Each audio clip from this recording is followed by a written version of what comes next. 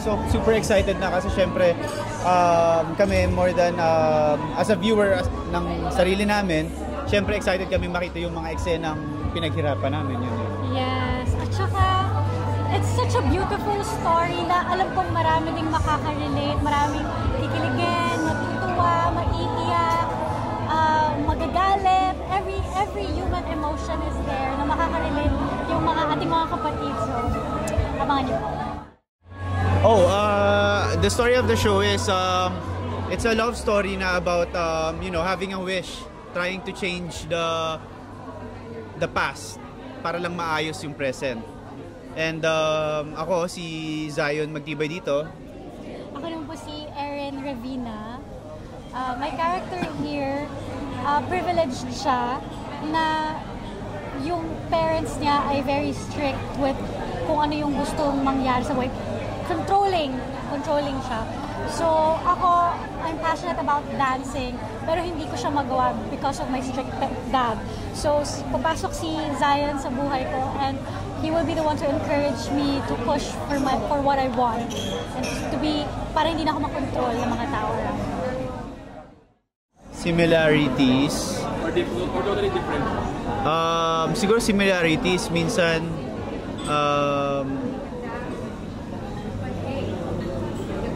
nababaliwala ako yung nasa paligid pag may gusto akong ayusin.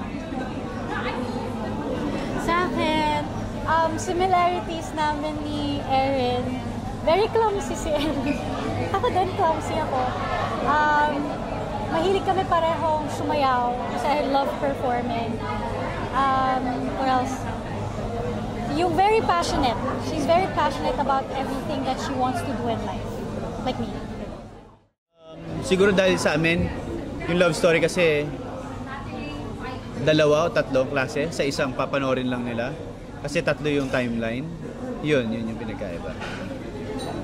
Ang pinagkaiba, yung nasagot actually kanina is usually sa mga napapanood natin, yung ending lagi ay happily ever after.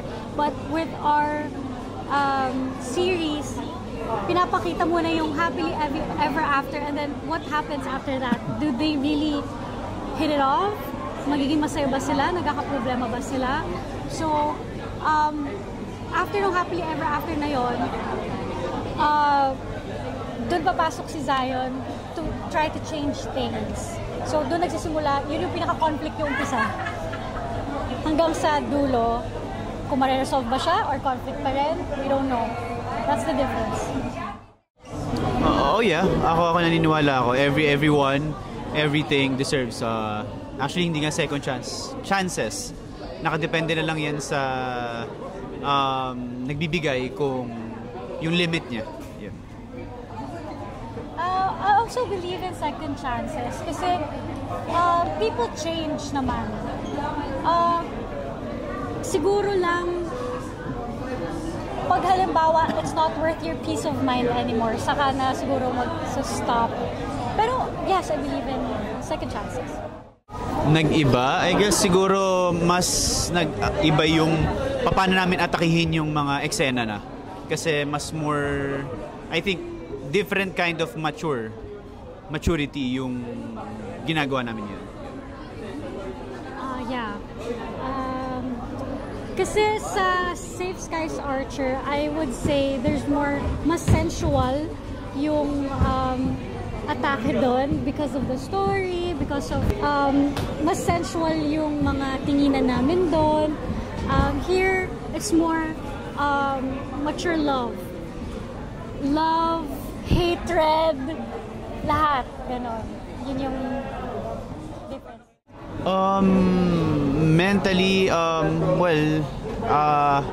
as always naman ever since na ginagawa ko is lagi kong nilalagay sarili ko sa space na kung saan kailangan vulnerable ako at yung feel ko na hindi ako masaya. Yun siya.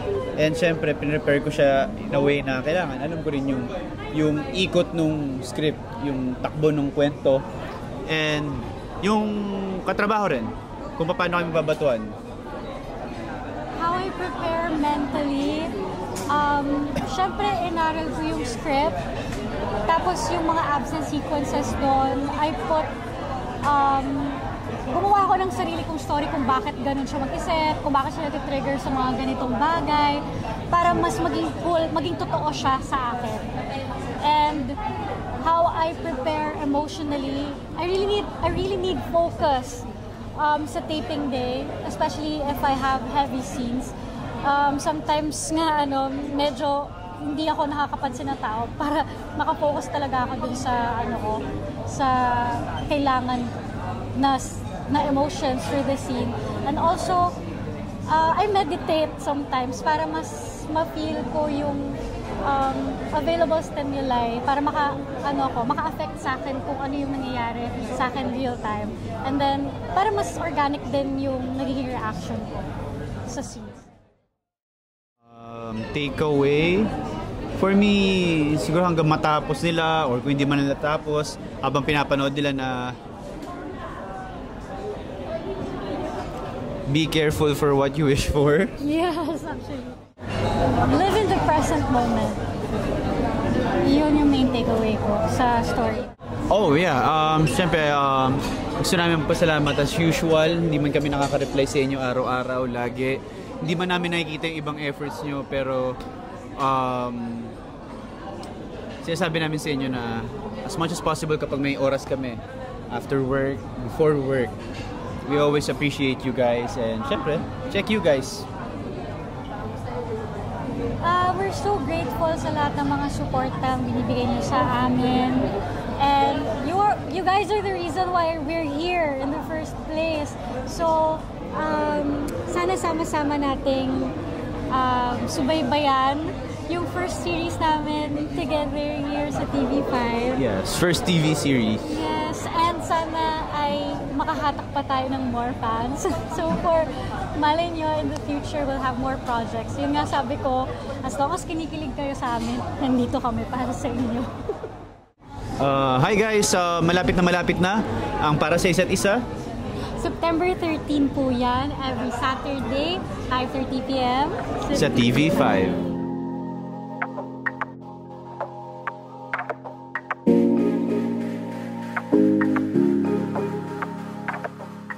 Please visit pikapika.ph.